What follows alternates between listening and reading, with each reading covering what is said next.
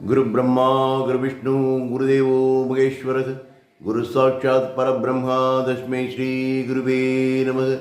वृषोध्वजाय विद्महे कृणीहस्ताय धीमहि तन्नो गुरु प्रचोदयात्। काञ्चीवासाय विद्महे शान्तरूपाय धीमहि तन्नो चन्द्रशेखरेन्द्र प्रचोदयात्। हर हर शंकर जय जय शंकर हर हर शंकर जय जय शंकर। ஆன்மீக நண்பர்கள் எல்லாருக்கும் நமஸ்காரம். இன்னைக்கு வியாழக்கிழமை, குருவுக்கு உகந்த நாள். நம்ம கடந்த 2 வருஷத்துக்கு மேலேயும் நம்முடைய பிரத்யக்ஷ தெய்வம் பூஜ்ய ஸ்ரீ காஞ்சி மகா சுவாமிகள் நடத்திட்டு வர இன்னைக்கு வரைக்கும் நடத்திட்டு இருக்கார். அவர் அற்புதமான நிகழ்வுகளை ஒரு சிறு கதை வடிவில் உங்கள்கிட்ட சொல்லிட்டு வரேன். சிறு கதை வடிவு தானே தவிர கதை கிடையாது. இன்னைக்கு வரைக்கும் நம்ம கண்கூட பார்த்துன்னு இருக்கோம். அதை புரியுறதா? இந்த மாதிரி 1988 நடந்த ஒரு அற்புத நிகழ்வத்தை அவங்கள்ட்ட சொல்ல போகிறேன். நான் 88 பார்த்தோன்னா நம்ம பெரியவா சதுர்மாசி விரதம் கர்னூலில் இருக்கா. ஆந்திர பிரதேசில் கர்னூலில் சதுர்மாசி விரதம் இருக்கா பெரியவா. சதுர்மாசிய விரதம் கிடையாது ஒவ்வொரு வருஷமும், அதாவது சன்னியாசிகளின் வயதை கணக்கிடக்கூடியது தான் சதுர்மாசிய விரதம்ங்கிறது. கர்னூலில் பெரியவா இருக்கா. உங்களுக்கு தெரியும், பெரியவா எங்கே இருந்தாலுமே அந்த நம்ம ஸ்ரீமணம் எங்கே கேம்ப் போட்டாலுமே சாரசாரியாக கூட்டம் அவருடைய கிடைக்கன்னு பார்வை தான் மேலே படாது, ஆசீர்வாதம் கிடைக்காதுன்னு எல்லாரும் பார்க்க ஆரம்பிச்சிடுவா. கர்னூலையும் அப்படித்தான். அப்போ மதுசூதன ராவ் அப்படின்னு ஒருத்தர், மதுசூதன ராவ் ஒரு தேசியமயமாக்கப்பட்ட வங்கியில் ஆடிட்டிங் டிபார்ட்மெண்ட்டில் இருக்கிறவர், பெரியவாருடைய பக்தர். ஆடிட்டிங்னா உங்களுக்கு தெரியும், ஒரு ஊராக போக வேண்டியதுதான். அவள் லீவ் நாட்டில் தவிர மற்ற நாள் பார்த்தோன்னா அவளுக்கு ஆல்ரெடி அசைனாக இருக்கும். அந்தந்த ஊருக்கு போய் அந்தந்த தேசியமயமாக்கப்பட்ட எந்த வங்கியில் அந்த வங்கியுடைய ஆடிட் பண்ணி அதுக்கான ரிப்போர்ட்லாம் தயாரிக்கிற வேலை தான் அவள் இருக்குது. ஆஃபீஸர், பெரியவருடைய பக்தர். அவருக்கு என்னென்னா கடந்த ஒரு 4-5 வருஷமாக இந்த வெளியூரில் போய் என்ன சாப்பிட்டாரோ என்னன்னு தெரியல. இல்லைன்னா அந்த அலர்ஜி ஒத்துக்கு இல்லையா, தூசி பட்டதுனால அலர்ஜியாக, சாப்பிட்டாரில் எதுவும் அலர்ஜியாக ஒன்றும் தெரியல. உடம்புல பார்த்தோன்னா திடீர்னு பார்த்தோன்னா உடம்பெல்லாம் அரிக்க ஆரம்பிச்சிடும், கொப்பளம் சேப்பாக தடிச்சு போய் வர ஆரம்பிச்சிடும். ரொம்ப அவதிப்பட்டார் அவர். எத்தனையோ விதமான ஆயுர்வேதிக், சித்தா, நம்ம அலோபதி எந்த மருந்து எடுத்துட்டுமே கொஞ்ச நாள் சரியாக போகும், 5-6 மாதம் சரியாக போகும். திடீர்னு பார்த்தா 2 மாதம் திருப்பி வந்துடுவார். ரொம்ப கஷ்டப்பட்டார். நல்ல பக்தர், அதீத பக்தர். பெரியவாளை மனமுருக வேண்டுவார். அப்பப்போ சரியாப்போம், அப்பப்போ திருப்பி வந்துடும். என்ன பண்ணுறதுனே தெரியாமல் இருக்கு. அப்போ பார்த்தோன்னா அந்த கர்னூலில் உள்ள அந்த பேங்க்குக்கு அவர் ஆடிட்னிக்காக வரார். அந்தப்போ அவருடைய நண்பர் அதே பேங்க்கில் வேலை பார்க்குறான்னு சொல்கிற, இந்த மாதிரி நீங்கள் பெரியவா பக்தர், உங்களுக்கு தெரியாது, உங்களுக்கு தெரியும், இந்த மாதிரி பெரியவா இங்கே கர்னூலில் தான் தங்கியிருக்கா, வாங்க நாளைக்கு வேணால் போயிட்டு வரலாம், ரஷ்யா போயிட்டு வரலாமே, பெரியவாளை பார்த்துட்டு வரலாங்கிறார். இவருக்கு ஒரே சந்தோஷம், பழம் நழுவி பாலில் விழுந்த மாதிரி. சரி போகலாம்ங்கிறார். மறுநாள் காலையில் ஞாயிற்றுக்கிழமை அன்றைக்கி காலையில் அந்த ஆடிட்டர் மதுசூதன ராவ், அவர் ஃப்ரெண்டு நாராயணசாமி, 2 பேரும் கிளம்புறார். ஒரு தட்டு நிறைய பூ பழ வகைகள்லாம் வாங்கிட்டு கிளம்புறார்.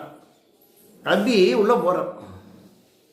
அங்கே கர்னூலில் பெரியவா தங்கிற இடத்துக்கு மடத்துக்கு போகிறார். அப்போ இங்கே பாலு மாமாட்ட இப்போ 2 பேரும் சொல்ல, இந்த மாதிரி நாங்கள் தரிசனம் பண்ணோம் பெரியவாளை அப்படிங்கிறார். பாலு மாமா அவங்கள்ட்ட போய் பெரியவாள்கிட்ட ஏதோ சொல்கிறார். சொல்லிவிட்டு திரும்பி வந்துட்டு இப்போ 2 பேரும் சொல்கிறார், இந்த மாதிரி அனுஷ்டானத்துக்கு பெரியவா இப்போ ஸ்நானம் பண்ண போன நதிக்கரைக்கு உங்கள் 2 பேரும் அங்கே வர சொன்னா, ஸ்நானம் பண்ண சொன்னா அப்படிங்கிறார்.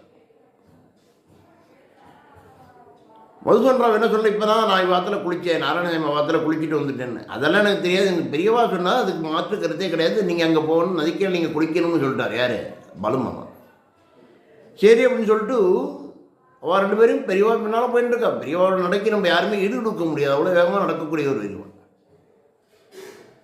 பெரியவா போகிற நதிக்கிற இறங்குறார். வாய்க்கால மாதிரி தண்ணி நம்ம இடுப்பளவு தான் ஓடுறது, முங்கி குளிக்கிறார் பெரியவா. இவா 2 பேரும் மேலே நின்று பார்த்துட்டு இருக்கா. பாலுமாமா பெரியவா கூப்பிட்டு, என்ன பண்ணுறாவா பாரு, அவனையும் குளிக்க சொல்லு, அந்த இடத்துல குளிக்க சொல்லு முன்னால் போய் அப்படிங்கிற. இவா சொன்னதுக்கப்புறம் இவாள் என்ன செய்யணும்னு டக்குன்னு இவாளும் டக்குன்னு பெரியவா சொல்லிட்டா. அப்படிங்கிறதுனால பெரியவா குளிச்சதுலேருந்து ஒரு 10-20 அடி முன்னால் போய் குளிக்கிறார்.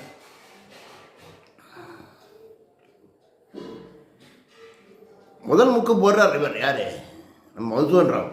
உடம்பு ஒரே எரிச்சல், தண்ணி சூடாக இருக்க மாதிரி தெரிகிறது.